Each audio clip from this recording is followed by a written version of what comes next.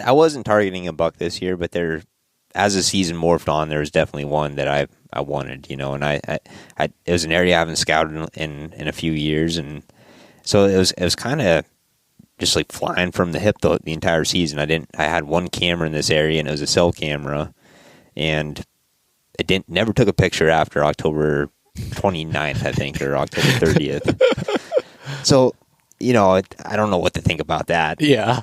And so I have no trail cameras. I'm kind of just rolling off a sign, just flying by the seat of my pants here. And anyways, I get to this morning after talking to Bo, and I want to sit on this bench, and it's a spot. It doesn't really have much sign, but it sets up and it feels like a place you got to be. There's really subtle features like some rocks and some blow down trees that kind of funnel deer to the edge of this bench, and coming out out of the side hill where there's some blow down trees and the vegetation is like just stuff deer kind of like to feed in, and then that bench kind of leads right into this gully where there's a clear cut, right? So it just makes sense. Like everything should be, if something's cruising, they should come right through here. Like and where I'm set up, it's like between a blow down tree, the edge of the bench, and I'm right on the edge of the bench, and it's like 22 yards between this blow down tree and where I'm at, and it feels like everything should funnel right between here. Yep. And so walking in that morning, I'm going to this bench I was just talking to Bo about, and the winds, I have the right wind for it. Everything should be good. And walking up through this gully, I walk up through this gully, and then I just pop up to the edge where this bench is. And walking up through this gully is where all the deer sign is. So all the deer sign is below me, but I feel like I got to be on this bench. I don't know why. I could have seen double the amount of deer if I sat in this gully, maybe. I don't know. But walking up this gully in the morning, I see eyes, and they look like they're 2 feet apart. And I'm like, man, that's the buck I'm after right there. I just screwed it up. It's over an hour before it gets light, and I already screwed my hunt up, Yeah. So I'm like, it's they should be cruising. Who knows what's going to come by? And maybe it wasn't my buck, I'm sure it was an average deer. Yeah. And so I go a little bit past where that deer was, and I go up on the bench that I'm supposed to be on, and from there there's not too much of the story yet. The sun was coming up at my back, and that morning, and it was just a nice morning, and I remember seeing my shadow on the ground and thinking, like, man, I got to watch my shadow if something comes in, because I don't have a lot of cover in this tree. I'm kind of just out in the open, which I don't like, but I'm a guy that always prefers to be in the right spot than have cover. You know what I mean? Like I want to be in the spot instead of having the cover to. Yeah. Like I'll take the chance of them seeing me and just try and be still, try and blend into the tree trunk.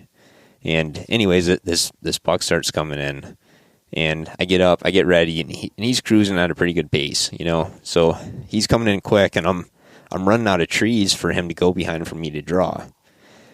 But I don't want to draw too early because, they can stop and stand there for a while too. Yeah. So they're coming in, he's closing, he's like 60, 50, 40, 30. He's like, okay, I got like 2 more trees. So he's like 30, and he goes behind 2 big cherries that are stuck together. It's like perfect. I start drawing back, and I get to half draw, and he stops.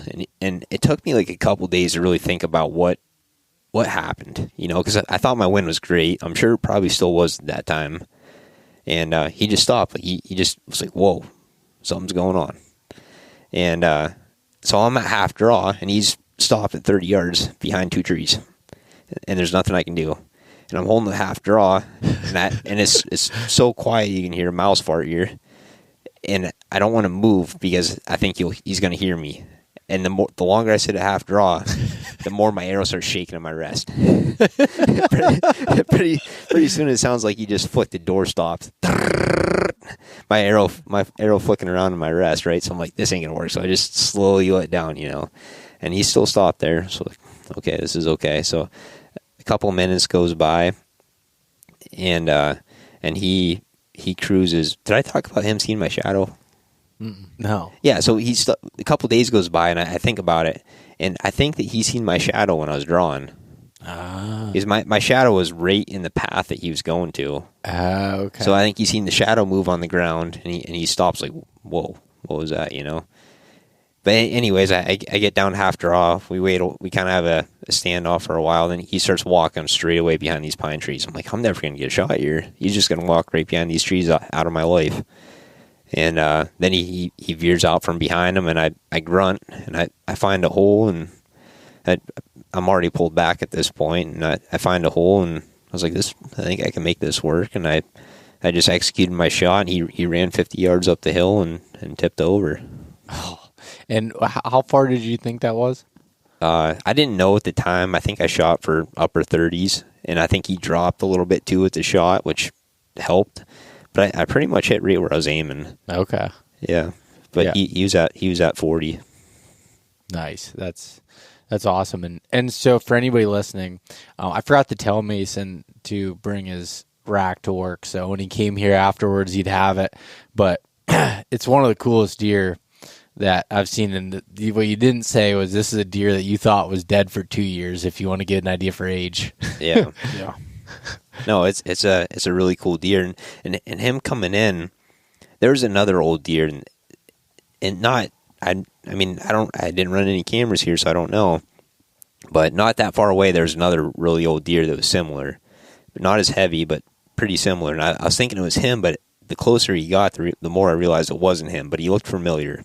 Yeah. And then even when I walked up to him, I'm like, this deer looks so familiar to me, but I couldn't believe it was that same deer, Mm-hmm. But no, it was a really good surprise.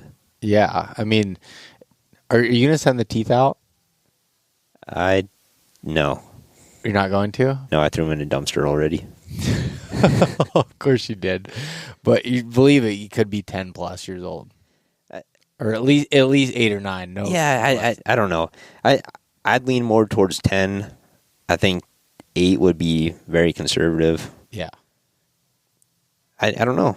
Yeah, you have a lot of prior photos, other years of him. Yeah, you've shown us the other day. I mean, I don't have a lot. I have some from 2020 and 2021, and in 2020, I thought he was going downhill. He was just a super massive 7-point.